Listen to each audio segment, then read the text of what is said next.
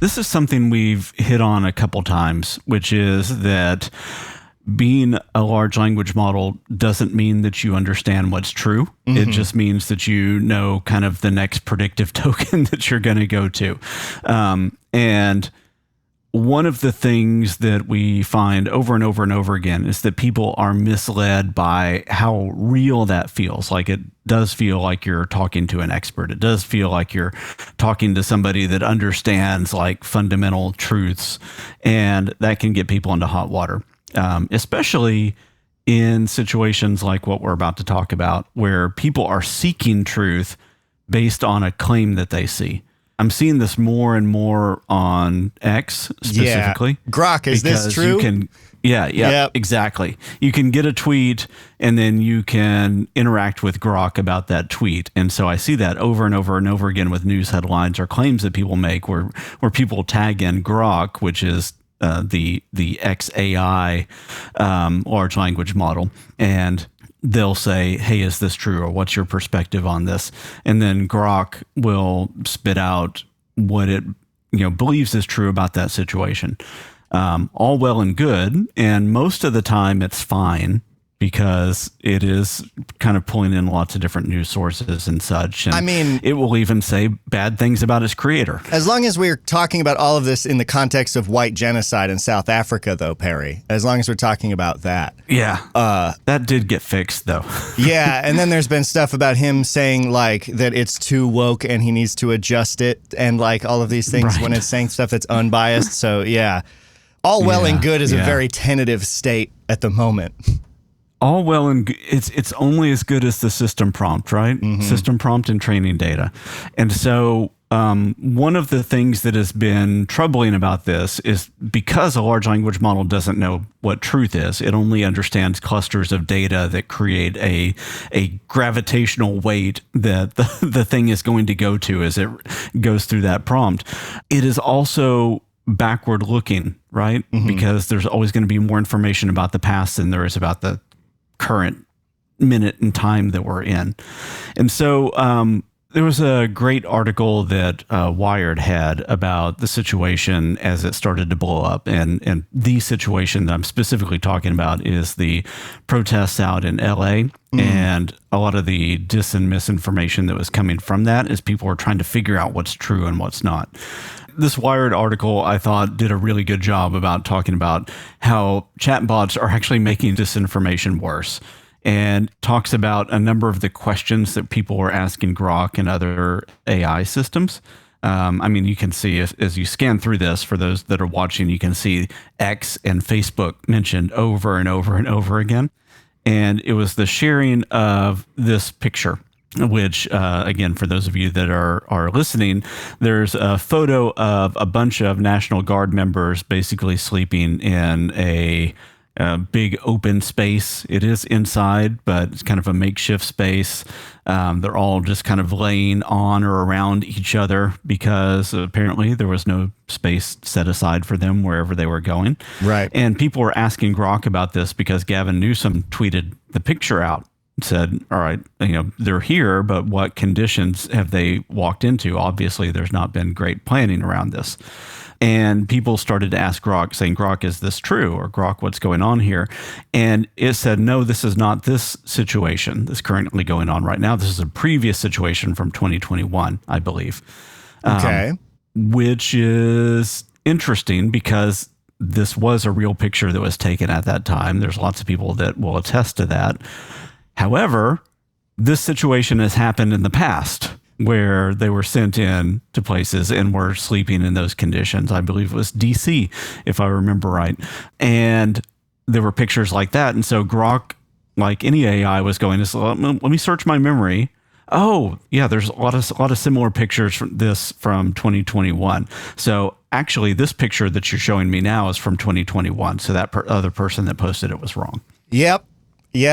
Not surprised, really. So this circulated. People thought it was fake because they thought that Gavin Newsom was like trying to smear whatever was going on, or trying to create their own narrative, right? Yeah, and so to soil the narrative. So people just trusted Grok implicitly on is this true? Yeah. Yeah. Yeah. Let me show you this BBC story because I think it gets the point across in a very short amount of time.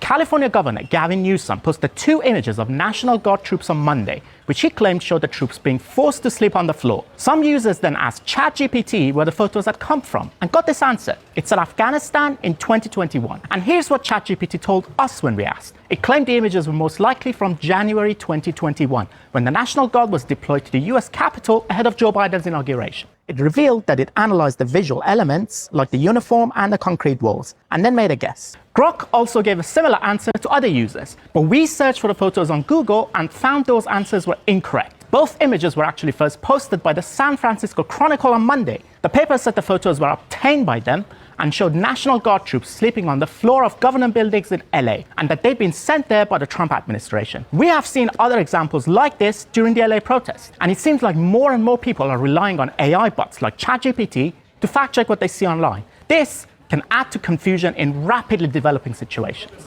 Yeah. So, I mean, like to harken back to the segment that we just completed about like, is ChatGPT making us dumb? I think that there were a lot of problems with that study, but I do think that our reliance and trust of these chatbots is indeed allowing people to be mentally lazy and do things that are dumb and make dumb conclusions and perform dumb actions. It's like a fundamental misunderstanding of what the systems can actually do and where they can perform well.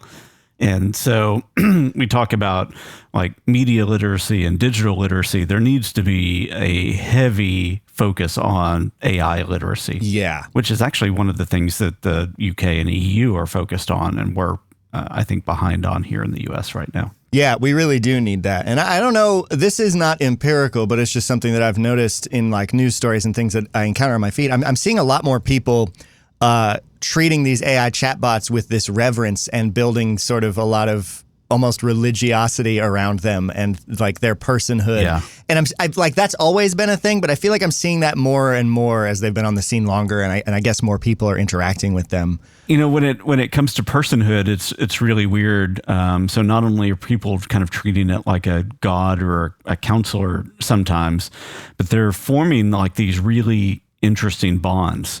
And those bonds like have huge mental effects on the person that's forming those bonds, to the point where it can become very, very detrimental. And I'll give you one example. Well, actually, there's a few, and I don't have all the details right in front of me, but I remember, I believe, with Character AI, and then another one that I've been following, which is the Sesame AI, the one with Maya.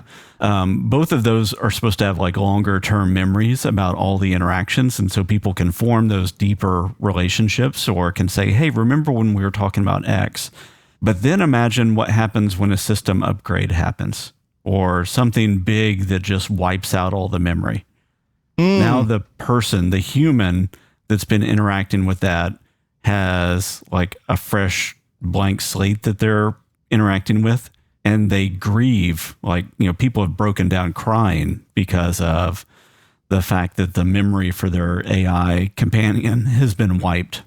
That's not a good spot to be in. No, and actually, this thought occurred to me the other day. Can you imagine if we had these AI systems when COVID started and like isolation and lockdown and all of that started, and how the perfect storm, how absolutely disastrous that would have been. And I'm glad it missed by like a couple of years.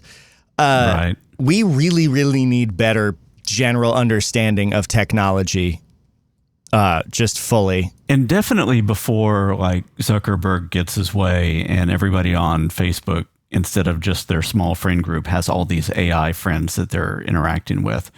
People need to understand, like, how do they filter truth? How do they understand reality? What are the ins and outs of the way that this thing actually thinks? So I do think a lot of the work that Anthropic is doing on interpretability is going to be really important. A lot of the research around the way that people form bonds with AI is going to be important. And then responsibility and being able to understand like the effects of doing a big flash system upgrade that may eliminate longer term memory with these chatbots, like how that affects the user community is going to be really important as well. I mean, it's my personal belief that we shouldn't have these things where people are building up that level of emotional connection and reliance on a tool and something like that. Yeah. I mean, I feel like it's only going to be natural, though, because we anthropomorphize everything. And the better these systems get, the more human they seem, because that's kind of what they're designed to do. And I guess I have to remind myself, because it's something that I see so purely as like a tool to give an input and get an output, that is not how everyone interacts with these. But I feel like that is how everyone should interact with these. So yeah, that's worrying. It is. Well, and maybe we'll end with this, because we've got the whole dumpster fire. It's the last thing that we're going to talk about today is kind of this to the nth degree, maybe. But one of the pushes and pulls within the industry right now is like when it comes to verbal chatbots, to make those sound as real and human as possible, right? Mm-hmm. Which only helps somebody anthropomorphize that even more. The anthropomorphification. Anthropomorphization? That word? I think. Yeah. It only makes people want to anthropomorphize these things even more, because they have all the ums and the ahs and the stutters and the rephrases and everything else. So every system maker is going to have to really do regression analysis on, do I want this thing to feel human, or do I want to impose a little bit of friction to where people can really only understand that they're interacting with a bot. And to mention Anthropic again, they just put a voice chat bot on their mobile app, and it's not as good as ChatGPT, and it's not as good as like Sesame's Maya or anything else. And I think it's intentional. It sounds a little bit more robotic. It doesn't feel like something you could just interact with as much for fun. And I don't know that I really feel comfortable with the fact that what I'm about to say is like implying that gatekeeping is good, but I feel like we should have some kind of regulations or standards around the models that are like really easily publicly accessible and how they portray themselves versus like, because we're not going to eliminate the capability for a bot to act very humanistically. People will continue to make that, but I feel like we should force anyone like Facebook or Google who's putting these like in front of the general public to make them more clear around boundaries like that, because like those are put in front of everyone, whereas like you have to go find character AI, you know? Right. Yeah, you have to know it exists and go create an account, and probably you should, I think, before you interact with those, get flashed with some kind of little user awareness message that probably doesn't even have to be more than 30 seconds, but just say, hey, realize that these things are not real and they're just, X, Y, and Z, whatever you want to say there. But stochastic parrots. No, but that's too dense. We just need education. It would be really right? great if there was, some kind of message like that at the beginning, and then maybe like once a quarter or something after that. Yeah, something. We need to understand these things before we just treat them like gods or whatever. Right. You mentioned Anthropic a few times. Our next segment is entirely about them because they were in court for a fair use copyright case over their training data. And the ruling of that court case is very interesting. And a lot of articles are touting it as kind of a win for tech companies. But the reality is a bit more complicated. I read the whole thing. We're going to talk about it right after this. This is the FAIK Files.